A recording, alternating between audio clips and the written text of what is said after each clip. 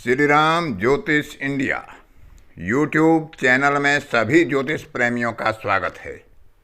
आज की कक्षा का विषय प्रसंग एक विशिष्ट योग के ऊपर है, जिसका शास्त्रों में शायद कम ही उल्लेख होगा या उल्लेख ना भी हो। ये वर्तमान के ज्योतिषकार और शोधकारों ने इस योग की खोज की है कि कैसे एक व्यक्ति अपनी कुल परंपरा को छोड़कर किसी अन्य परंपरा को ग्रहण कर लेता है। तो आज ऐसे ही योग पर विचार करेंगे, जिसका नाम वर्तमान ज्योतिष के शोधकारों ने निष्ठा परिवर्तन योग के रूप में दिया है। एक व्यक्ति कुलीन ब्राह्मण परिवार में जन्म लेता है और एक समय पर आकर वह बौद्ध धर्म की दीक्षा ले लेता है। यह होता है निष्ठा परिवर्तन। एक व्यक्ति अपने माता पिता को छोड़कर किसी अन्य समाज में विवाह कर लेता है और घर जमाई बनकर अपने ससुर के साथ उनके कारोबार में हाथ बटाता है। ये होता है निष्ठा परिवर्तन। एक व्यक्ति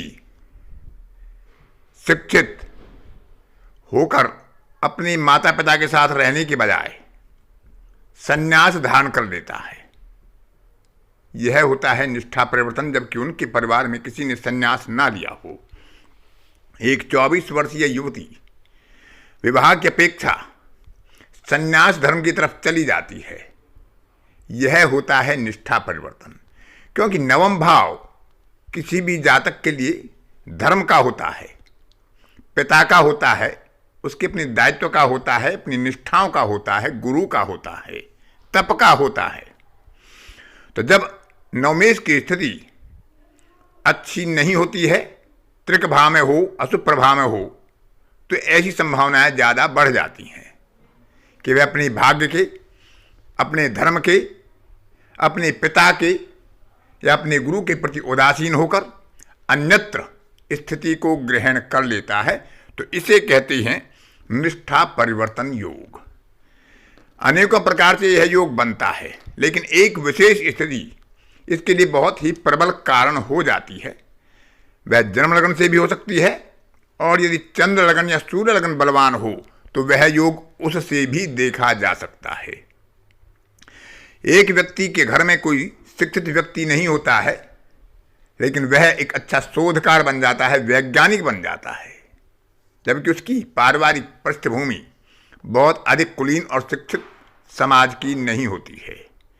एक सुखी, समृद्ध, संभ्रांत और कुलीन परिवार में जातक जन्म लेता है और पिता का परिवर्तन कर अन्यत्र दत्तक पुत्र के रूप में चला जाता है, जबकि ऐसा नहीं था कि उनके पिता उनका पालन पोषण नहीं कर सकते थे, लेकिन परिस्थितिवश उन्हें अपने चाचा के पास या अपनी बुआ के पास या अपने मामा के पास दत्तक पुत्र के रूप में जाना पड़ता है। तो क्योंकि ग्रह अपना प्रभाव दिखाते हैं, जब भी उनकी दशा अंतरदशा आती हैं और वह अपने योग का प्रभाव पूरी तरह से प्रभावी रूप से जातक को प्रदान करते हैं। तो आज का विषय इसी निष्ठा परिवर्तन के योग पर है कि उसका कैसे निर्माण होता है। योग अनेकों और भी हो सकते हैं, लेकिन एक विशेष योग पर आज बल दिया गया है और आगे 2 जन्मपत्रिकाओं पर उदाहरण के साथ उसको बताया गया है कि किस तरह से जातक ने अपनी निष्ठा का परिवर्तन किया। नवमेश यदि अष्टम भाव में विराजमान होता है या अष्टमेश के साथ स्थान परिवर्तन करता है या किसी भी प्रकार से वह अष्टम भाव से संबंध बनाता है और उसका नवांशपति भी उसी क्रम का शुभ ग्रह हो, त्रिक में हो या किसी अन्यत्र भाव में गया हो या उस ग्रह से त्रिक भाव का संबंध बनाता हो, तो विशेषकर ऐसी स्थिति बनती है। वैसे तो नवमेश का अष्टम में होना ही इस बात के लिए पर्याप्त बताया गया है, लेकिन परिवर्तन किधर होगा यह उसके नवमांश, उसकी राशि स्वामी और उसके नक्षत्र स्वामी की स्थिति पर काफ़ी कुछ निर्भर करता है। लेकिन यदि नवमेश अष्टम में गया है और यदि वह क्रूर ग्रह है तो स्थिति कुछ ज़्यादा विकट होगी, वह कुछ हिंसक कार्यों में परिवर्तित हो सकता है। लेकिन यदि वह शुभ ग्रह है तो वह शुभ कार्यों में ही प्रवृत्ति होगी और अपनी निष्ठा का परिवर्तन करेगा। तो वह अपनी लोक परंपरा से हटकर कुछ ऐसा कार्य करता है, कुछ जीवन में अपना ऐसा सिद्धांत अपनाता है जिसे ज्योतिष की भाषा में निष्ठा परिवर्तन योग कहा गया है। वह अन्य समाज में अंतर्जातीय विवाह कर सकता है, अंतर्देशीय विवाह कर सकता है, अपनी पत्नी के साथ रह सकता है, अपने धर्म को त्याग सकता है, पिता को त्याग सकता है, उनसे दूर जा सकता है या गुरु का परिवर्तन कर सकता है। अपने निवास में, अपनी रहन सहन में किसी भी प्रकार से कुछ ना कुछ परिवर्तन वह अपनी निष्ठा के रूप में अवश्य ही ग्रहण करता है। इसका विचार जन्म लगन से प्रमुख किया गया है, लेकिन यदि चंद्र लगन बलवान हो, चंद्र लगन में कोई बलवान ग्रह बैठा हो, विशेषकर जन्म लगन का अष्टमेश या द्वादशेश, तो ऐसी स्थिति को चंद्र लगन से भी विचार किया जा सकता है कि चंद्र लगन का नवमेश यदि अष्टम भाव में हो तो वह भी निष्ठा परिवर्तन में सहायक होता है। जातक को अपनी लोक परंपरा से हटकर किसी अन्यत्र कार्य में भेज सकता है, किसी अन्यत्र समाज में भेज सकता है, किसी अन्यत्र रहन सहन की स्थिति में भेज सकता है। यानी निष्ठा परिवर्तन के योग उसकी जातक की कुंडली में स्पष्ट रूप से उसको प्रभावित करेंगे। आगे विचार करते हैं दो जन्म पत्रिकाओं पर, उदाहरण के साथ कि किस प्रकार से यह योग जन्म पत्रिका में परिलक्षित होता है और अपना प्रभाव छोड़ देता है। इस जन्म पत्रिका में आप स्पष्ट रूप से देख सकते हैं कि नवमेश चंद्रमा अष्टम भाव में मिथुन राशि में विराजमान है और यहाँ चंद्रमा का जो नवांश स्वामी बनता है वह शुक्र है, जो सप्तम भाव में स्वयं लग्नेश के साथ विराजमान है। तो यहां पर निष्ठा परिवर्तन का सूचक स्पष्ट होता है। इस जातक का जन्म और पालन पोषण और शिक्षा भी एक ब्राह्मण परिवार में है। ब्राह्मण परिवार में जन्म लेता है, वहीं पालन पोषण होता है और अपनी शिक्षा ग्रहण करता है।